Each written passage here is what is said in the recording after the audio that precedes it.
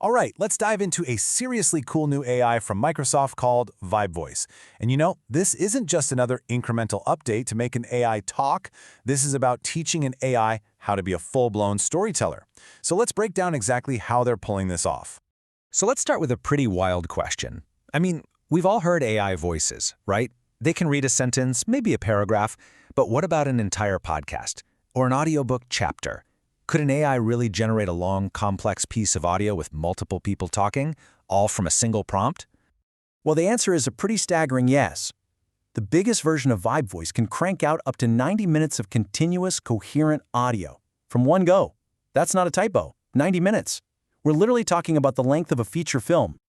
And when you can do that, you're not just improving an old technology, you're creating a completely new category. This isn't just about making text-to-speech sound a little bit nicer, it's a huge leap forward into what we'd call long-form speech synthesis. You see, for years, AI speech has been kind of stuck in the kiddie pool, generating these little short snippets, a sentence here, a quick paragraph there. VibeVoice is engineered to just smash through that wall. It's designed from the ground up to create whole narratives, audiobooks, and even really complex dialogues with several different speakers.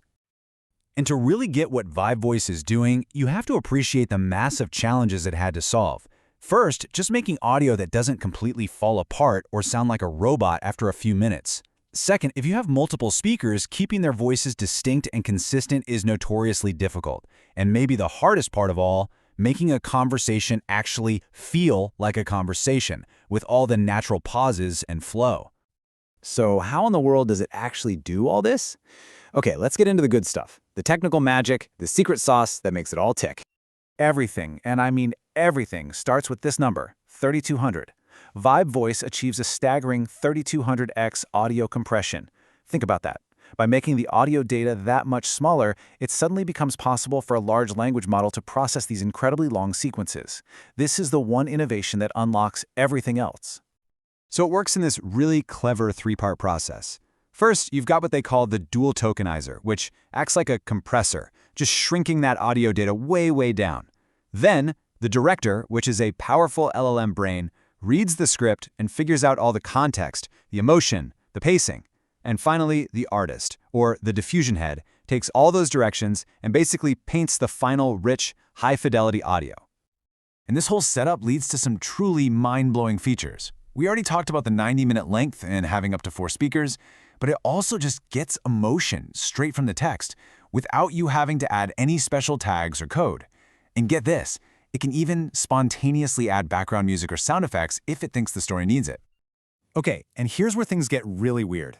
The model was never actually trained on music, but because its AI brain is so good at spotting patterns, it developed this emergent ability to sing. Now, it might be a little rough around the edges, sure, but the fact that it just figured out how to do that on its own, that's just astounding. Now, with a tool this powerful, it is absolutely crucial to understand what VibeVoice is built for, and maybe more importantly, what it's not for. This thing is a specialist, not a jack of all trades. And here is the catch. It's a big one. Because of that complex 3-stage process we talked about, VibeVoice is, it's slow. It generates audio in these big batches, which means it can't respond instantly. So you could never, ever use this for a live interactive chatbot or a voice assistant. And this chart really puts it all into perspective, doesn't it? You can see VibeVoice carving out its own unique spot for long-form content, where speed just isn't the top priority. That's a totally different job from something like Piper TTS, which is built for those lightning-fast responses you need in a voice assistant. Every tool has its purpose. So, if it's too slow to be the voice of a chatbot, then what is its place in the future of AI? Where does it fit in with all these advanced agent-like systems that are starting to pop up? The researchers behind it came up with a fantastic analogy. Think of it like a compiler in programming. You give it all the code at once, it takes its sweet time, and then it spits out a perfectly finished, optimized program. That's VibeVoice. An interpreter, on the other hand, has to run code line by line, in real time. That's what a chatbot needs. It really just boils down to this. VibeVoice is for those fire-and-forget tasks. You hand it a script for a podcast or an audiobook chapter, you hit go, and you come back later to a beautiful finished product. It is absolutely not built for the live, back-and-forth dance of a chat session or voice commands. Of course, anytime you have a tool this powerful, one that can create long, convincing audio of people talking, you've got to ask some serious questions about safety. So let's look at the guardrails Microsoft is trying to build around this thing.